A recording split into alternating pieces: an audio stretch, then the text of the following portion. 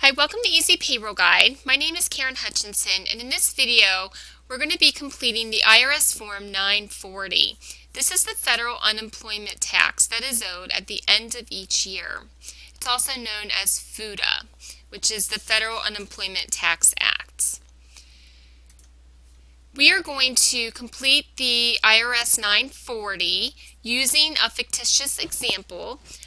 This example kind of piggybacks off of the example that I did in my earlier video at the beginning of this page as we were calculating the FUTA liability. We have 3 employees in this business, and the employees are all paid wages that are taxable for FUTA. Employee A is a resident of Maryland and has been paid a total wage of $16,000. Employee B is a resident of Maryland as well and has been paid wages of $13,000. And employee C is a resident of Delaware and has been paid total wages of $8,000. This is a total of $37,000 paid in wages. Now I wanted to give you an example of a multi-state 940 as well. So that's why I have one employee here who is a resident of Delaware. So this means that the employer would be paying state unemployment taxes to Maryland and to Delaware for its respective employees.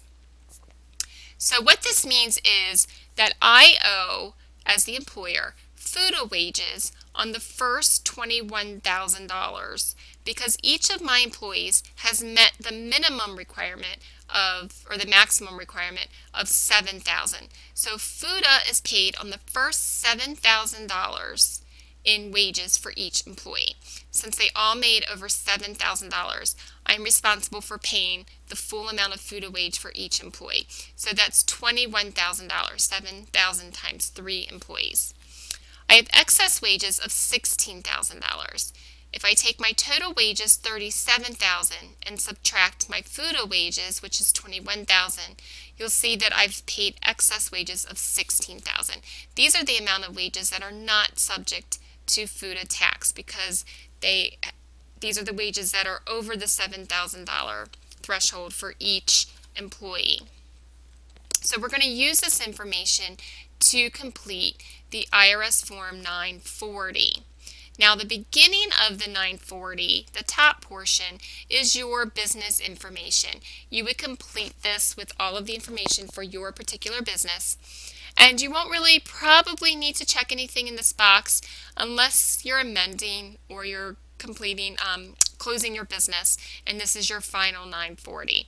If you did not make any payments to employees, then you still need to file this return, and you'll want to check box C. So we're going to start with Part 1, and Part 1 says that if you had to pay state unemployment tax in only one state, then you would enter the state abbreviation in 1A. So if all of my employees were from Maryland, then I would enter MD for Maryland here. But since I have an employee from Delaware, I am considered a multi-state employer. So that means that for line B, I'm going to check the box. Because I'm a multi-state employer, which means that I've employed employees from more than one state, I will need to complete Schedule A and file Schedule A along with the 940. And we will touch on that as we get closer towards the end of this form. Line number 2 says that if you paid wages in a state that is subject to a credit reduction, then you need to check here. Credit reduction states are states that have taken loans from the government to meet their state unemployment benefits, and they've not repaid them within a certain time frame. So for right now, I have the 2013 credit reduction states, and these are the credit reductions that are occurring. As the employer, you are having to pay more tax because your state has not repaid these loans. So you are not receiving the full credit reduction. You will have to pay a little bit more. So if your state is listed or you have employees that live in one of the states listed, then you'll be paying a little bit more for your FUTA tax. It just so happens that Delaware happens to be a credit reduction state. So I'll show you how this works in this example. So going back, I would have checked boxes 1B and box 2 since I'm a multi-state employer and Delaware is a credit reduction state. Part 2, number 3, says the total payments to all employees. This is simply the total wages that you've paid to all of your employees. So for this particular example, the total wages that I've paid is $37,000. So I'm going to put 37,000. Sorry, that font is a little large. So 37,000 has been paid to my employees. And that goes in box 3, your total wages. Line 4 is payments exempt from FUTA tax. If you have any payments that are exempt from this tax, you would have to read the IRS guidelines to see what was exempt, but if you had any, then you would put them here on line 4. This is a pretty typical small business, so I don't have any payments that are exempt from the FUTA tax. And again, here it gives you some examples of what might apply: fringe benefits, group term life insurance, retirement pensions, dependent care. All of these, if you have any of these, you might want to check into which payments are exempt. So line 5 is the total payments made to each employee in excess of that $7,000. So that's where this excess wages calculation comes in. They want to know how much did you pay in excess of the $7,000 wage limit that you need to pay taxes on. So for this example, it's $16,000 that we made in excess of $7,000 for each employee. Line 6 is the subtotal. So they want to take line 4 and line 5 and add them together. So this is the subtotal of all of the excess wages that we've paid that are not subject to FUTA tax. So for me, that's just $16,000. And now we're going to move on to line 7, where they want to know, well, how much is taxable? How much of the FUTA of the wages can we tax for FUTA? So for that one, we will subtract 37,000 minus 16,000, and that's where we come up with 21,000. So again, that should match your calculation. How many employees do you have who have wages that were taxable? And so for me, since they were all over 7,000, that's 7,000 times 3. Line 8 is the FUTA tax before any adjustment. So this is just the simple calculation of the credit reduction that's applied. So you'll multiply 21,000 times 0.006. And when I multiply that, I will get $126. So my FUTA tax would be $126 if I did not have a credit reduction state. Okay, but since Delaware is a credit reduction state, I need to figure out how much more I owe. So part 3 says to determine your adjustments.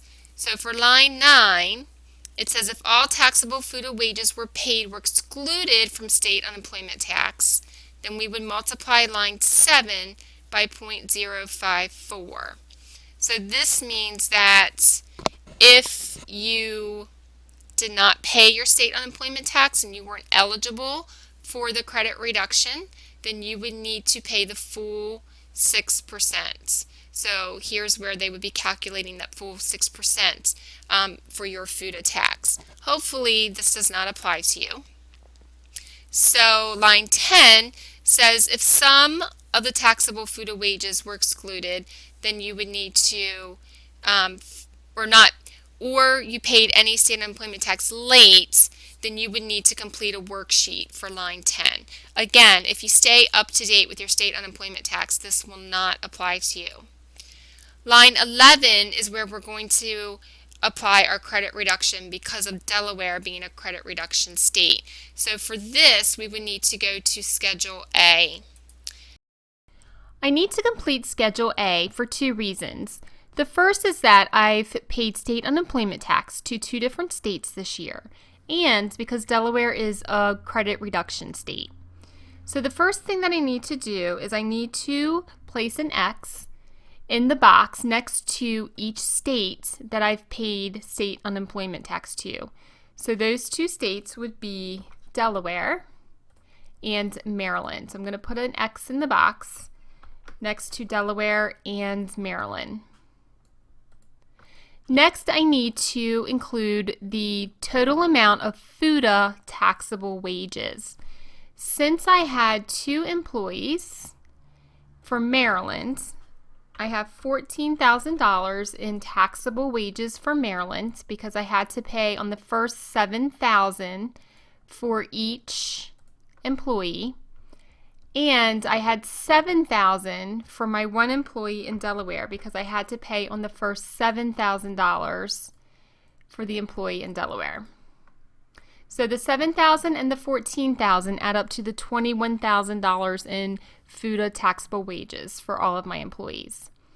Now Maryland is easy because it's not a credit reduction state, and therefore I don't need to pay any extra taxes for my employees who live in Maryland because I've been able to keep up with those state taxes. Now, Delaware is a credit reduction state, so I need to take the $7,000 for Delaware and I need to multiply that by the reduction rate, which is 6,000. So 7,000 times 0.006 will give me a total of $42. So $42 is the extra amount of tax that I will have to pay for my Delaware employee. So the total amount shown will be $42. And this is the amount that I will then include on my FUTA 940. 11, it says to enter the total from Schedule A. So here's where we will enter the $42 extra that we need to pay for our credit reduction for the state of Delaware. Now we're going to go into Part 4 where we determine the FUTA tax. The total FUTA tax after adjustments, so we need to add the $126 and the $42. And that gives us a total of $168 that we will owe to the federal government for our FUTA tax. Then they want to know the FUTA tax that's deposited for the year, including any overpayment applied from a prior year. So what this means here is in lines 13, 14, and 15, if you pay your FUTA tax before you send away the 940 form. So let's say, for example, I decide to pay my FUTA tax through EFTPS and I pay the FUTA tax on January 15th.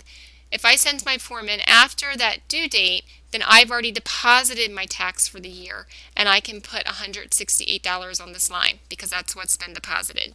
That means I will not have a balance due and I don't have an overpayment, so it's paid in full. If I decide to pay with the 940, then I would need to put in $168 here for balance due. So that's how much I would be due.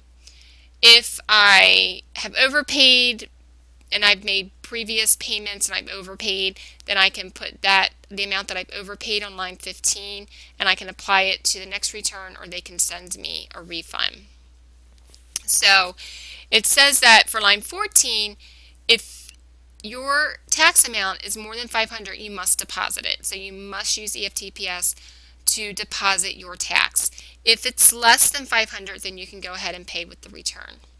Okay, but if you do deposit it before you send in the form, then you would put the 168 on line 13. That's typically what I do because I think it's the easiest method for paying taxes, and it allows you to not have to send in the payment with the form itself. It's already deposited. So 13, 14, or 15 will be complete depending on how you've paid or are going to pay the tax. The second page of the 940 is really only used if your liability for the quarter was more than 500.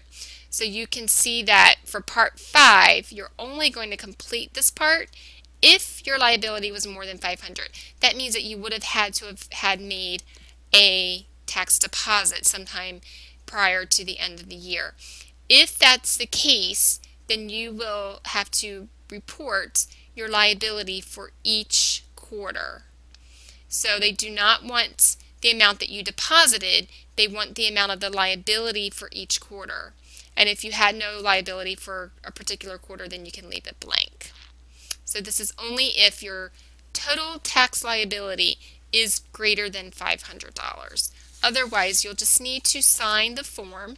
Make sure that if you're a multi-state employer or you have a credit reduction state, that you complete Schedule A along with this and send that in as well.